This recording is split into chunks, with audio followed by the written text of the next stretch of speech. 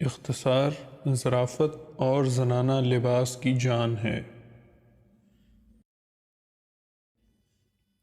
مزاح، مذہب اور الکحل ہر چیز میں بآسانی حل ہو جاتے ہیں۔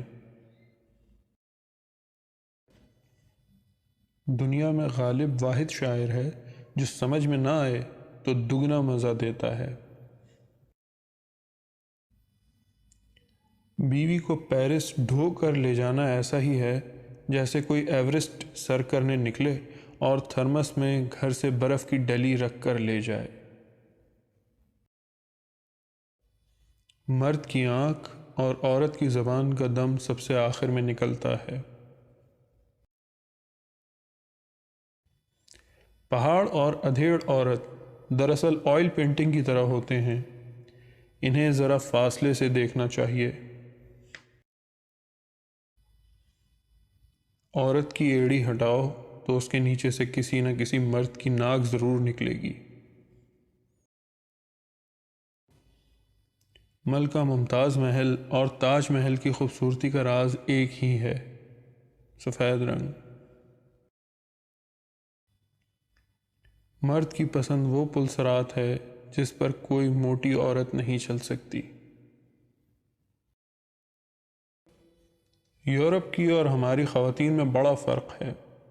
یورپ میں جو لڑکی دور سے 17 برس کی معلوم ہوتی ہے وہ قریب پہنچ کر 70 برس کی نکلتی ہے، اور ہمارے ہاں جو خاتون دور سے 70 برس کی دکھائی پڑتی ہے وہ نزدیک آنے پر 17 برس کی نکلتی ہے۔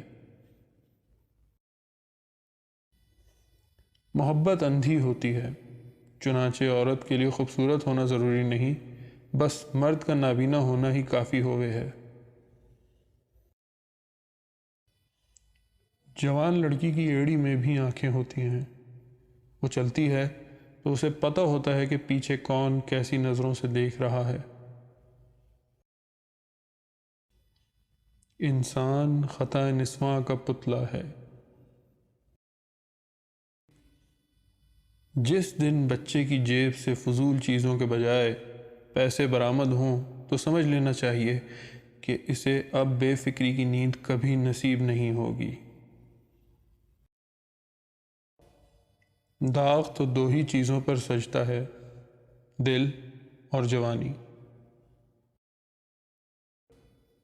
کتاب خوبصورت بیوی کی طرح ہوتی ہے، دور سے کھڑے کھڑے داد دینے کے لیے، بغل میں دبا کر لے جانے کے لیے نہیں۔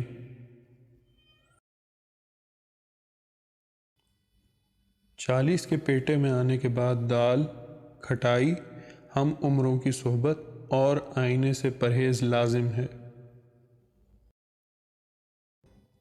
بڑھاپے کی شادی اور بینک کی چوکیداری میں ذرا فرق نہیں، سوتے میں بھی ایک آنکھ کھلی رکھنی پڑتی ہے اور چٹیا پہ ہاتھ رکھ کے سونا پڑتا ہے۔